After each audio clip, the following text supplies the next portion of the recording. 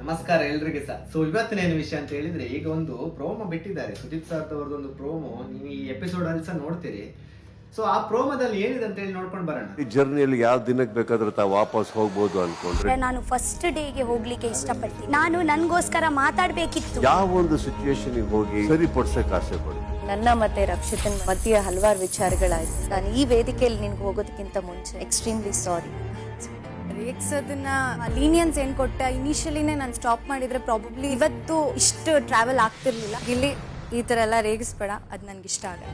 Super Sunday with Sudeep ಇಂದು ರಾತ್ರಿ 9 ಗಂಟೆಗೆ. ನೋಡಿದ್ರಲ್ಲ ಈ ಪ್ರೋಮೋದಲ್ಲಿ ಏನಾಯ್ತು ಅಂತ ಹೇಳಿ. ಸೊ ನಾವು ಫಸ್ಟ್ ಇಂದ ನೋಡಿದ ಜನರಿಗೆ, ಕೆಲವು ಜನರಿಗೆ ಗೊತ್ತಾಗಿದೆ ಅಂತ ಏನಂತ ಹೇಳಿದ್ರೆ, ಕಾವ್ಯ ಅವರು ಗಿಲ್ಲಿಯನ್ನು ಯೂಸ್ ಮಾಡ್ತಿದ್ದಾರೆ, ಒಂದು ಶೋಗೋಸ್ಕರ ಯೂಸ್ ಮಾಡ್ತಿದ್ದಾರೆ. ಕಾವ್ಯ ಅವ್ರದ್ದು ಕರೆಕ್ಟ್ ಆಗಿ ಇಂಟೆನ್ಷನ್ ಇದ್ದಿದ್ರೆ ಒಂದು ವೇಳೆ ಗಿಲ್ಲಿದು ಈ ಇವತ್ತಿನ ಪ್ರೋಮೋದಲ್ಲಿ ಅದು ಹೇಳ್ತಿರ್ಲಿಲ್ಲ. ಅಂತ ಹೇಳಿದ್ರೆ, ನನಗೆ ಇನ್ನು ಮೇಲಿಂದ ರೇಗಿಸ್ಬೇಡ ಅಂತ ನನಗೆ ಫಸ್ಟ್ ಇಂದನೂ ಹೇಳ್ಬೇಕಂತಿತ್ತು, ಬಟ್ ಇವಾಗ ಒಂದು ಅವಕಾಶ ಸಿಕ್ಕಿದೆ, ನನಗೆ ಇನ್ಮೇಲೆ ರೇಗಿಸ್ಬೇಡ. ಏನಕ್ಕೆ ರೇಗಿಸ್ಬೇಡ ಅಂತ ಹೇಳಿದ್ರೆ, ಬಿಗ್ ಬಾಸ್ ಮುಗೀತು. ಇನ್ನು ಗಿಲ್ಲಿಯನ್ನು ನಾನು ಅಷ್ಟು ದಿನ ಹೇಳ್ಕೊಂಡು ಬರ್ತಿದ್ದೇವೆ. ಬಿಗ್ ಬಾಸ್ ಶೋ ಅಲ್ಲಿ ಮಾತ್ರ ಆಚೆ ಬಂದ ಮೇಲೆ ಗಿಲ್ಲಿ ಅವರ ಹತ್ರ ಕಾಂಟ್ಯಾಕ್ಟ್ ಇಟ್ಕೊಳ್ಳಲ್ಲ ಕಾವ್ಯ, ಗ್ಯಾರಂಟಿ. ಅದು ಒಂದು ಶೋಗೋಸ್ಕರ ಯೂಸ್ ಮಾಡ್ಕೊಳ್ಳೋದಷ್ಟೇ ಗಿಲ್ಲಿಯನ್ನು ಹೊರತು ಪಡಿಸಿ ಬೇರೆ ಏನೂ ಇಲ್ಲ. ಅರ್ಥ ಆಯ್ತಾ ನಿಮ್ಗೆ? ಇದರಲ್ಲಿ ಅಂತೂ ಕ್ಲಿಯರ್ ಸ್ಪಷ್ಟವಾಗ್ತದೆ ಜನರಿಗೆ. ಸೊ ಇಲ್ಲಿ ಕಾವ್ಯ ಇನ್ನೇನು ರೇಗಿಸ್ಬೇಡ, ಏನಕ್ಕೆ ರೇಗಿಸ್ಬೇಕು, ಇನ್ನು ಇರುವುದು ಒಂದು ವಾರ ಅಲ್ಲ. ಹೇಳಿದ್ರೆ ಬಿಗ್ ಬಾಸ್ ಅಲ್ಲಿ 10-15 ವಾರದಿಂದ ಫಸ್ಟ್ ದಿನದಿಂದಲೇ ಗಿಲ್ಲಿ ರೇಗಿಸ್ಕೊಂಡು ಅಂತ ಹೇಳಿದ್ರೆ ತಮಾಷೆ ಮಾಡಿಕೊಂಡು ಬರ್ತಾ ಇದ್ದ.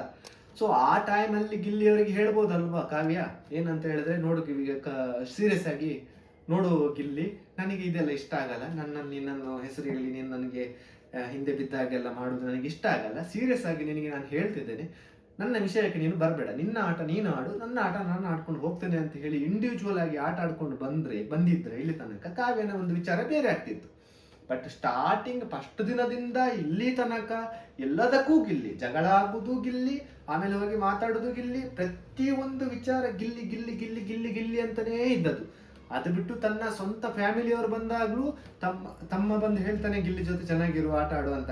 ಇನ್ನು ತಾಯಿ ಬಂದು ಹೇಳ್ತಾರೆ, ಗಿಲ್ಲಿ ಜೊತೆ ಏನಕ್ಕೆ ಗಿಲ್ಲನಿಗೆ ಅಣ್ಣ ಅಂತ ಹೇಳ್ತೀಯ ಅಂತ. ಗಿಲ್ಲಿಯನ್ನು ಏನಕ್ಕೆ ಅಂತ ಹೇಳಿದ್ರೆ ಫ್ಯಾಮಿಲಿ ಅವ್ರ ಸಮೇತ ಗಿಲ್ಲಿಯನ್ನು ಯೂಸ್ ಮಾಡು ಅಂತ ಹೇಳಿ ಇಂಡೈರೆಕ್ಟ್ ಆಗಿ ಹೇಳಿ ಹೋಗ್ತಾರೆ ಕಾವ್ಯ ಅವರಿಗೆ. ಸೊ ಸ್ಟಾರ್ಟಿಂಗ್ ಇಂದಾನು ಇಲ್ಲಿವರೆಗೆ ಗಿಲ್ಲಿ ತನಕನೇ ಗಿಲ್ಲಿ ಗಿಲ್ಲಿ ಅಂತಾನೆ ಮಾಡಿದ್ರು. ಕಾವ್ಯ ಅವರು ಇಷ್ಟು ಸೇವ್ ಆಗ್ಲಿಕ್ಕೆ ಮೈನ್ ಕಾರಣನೇ ಗಿಲ್ಲಿದು ಫ್ಯಾನ್ಸ್. ಸೊ ಅದು ಗಿಲ್ಲಿ, ಕಾವ್ಯ ಅವರದ ಬುದ್ಧಿ ಯಾವಾಗ ಗೊತ್ತಾಯ್ತು ಗಿಲ್ಲಿಯ ಫ್ಯಾನ್ಸ್ ಅಂತ ಹೇಳಿದ್ರೆ, ಫ್ಯಾಮಿಲಿ ವೀಕ್ ಆದ್ಮೇಲೆ ತುಂಬಾ ಜನರಿಗೆ ಗೊತ್ತಾಯ್ತು. ಸೊ ಇದು ಬೇಕಂತಾನೆ ಕಾವ್ಯ ಗಿಲ್ಲಿಯನ್ನು ಯೂಸ್ ಮಾಡುದು ಅಂತ. ಬಟ್ ನೋಡುವ ವೀಕ್ಷಕರಿಗೆ ಸ್ಟಾರ್ಟಿಂಗ್ ಇಂದಾನು ಗೊತ್ತಿತ್ತು ಕಾವ್ಯ ಅವರು ಗಿಲ್ಲಿಯನ್ನು ಬೇಕಂತಾನೆ ಯೂಸ್ ಮಾಡೋದು, ಒಂದು ಆಟಕ್ಕೋಸ್ಕರ ಯೂಸ್ ಮಾಡೋದು ಅಂತ. ಸೊ ಇನ್ನು ಈ ವಾರದ ಬಳಿಕ ನೆಕ್ಸ್ಟ್ ಫಿನಾಲೆಗೆ ಹೋಗಲ್ಲ ಅಂತ ಗೊತ್ತು. ಮಿಡ್ ವೀಕ್ ಎಲಿಮಿನೇಷನ್ ಅಲ್ಲಿ ಕಾವ್ಯ ಅವರು ಆಚೆ ಬರೋದು 100% ಶೂರ್. ಸೊ ಹಾಗೆ ಇರುವಾಗ ಇನ್ನು ಅಗತ್ಯ ಇಲ್ಲ ಗಿಲ್ಲಿದ್ದು. ಅರ್ಥ ಆಯ್ತು ನಿಮ್ಗೆ? ಇನ್ನು ಗಿಲ್ಲಿ ಏನಕ್ಕೆ, ಟಾಸ್ಕ್ ಶೋ ಮುಗಿದ್ಮೇಲೆ ಆ ಕಾವ್ಯ ಅವ್ರದ್ದು ಲೈಫ್ ಬೇರೆ, ಗಿಲ್ಲಿದು ಲೈಫ್ ಬೇರೆ, ಏನಕ್ಕೆ ಗಿಲ್ಲಿ ಬೇಕು ಅಂತೇಳಿ ಗಿಲ್ಲಿಯನ್ನು ಕಂಪ್ಲೀಟ್ ಆಗಲಿ ಇಗ್ನೋರ್ ಮಾಡಿ ಹೋಗ್ತಾರೆ.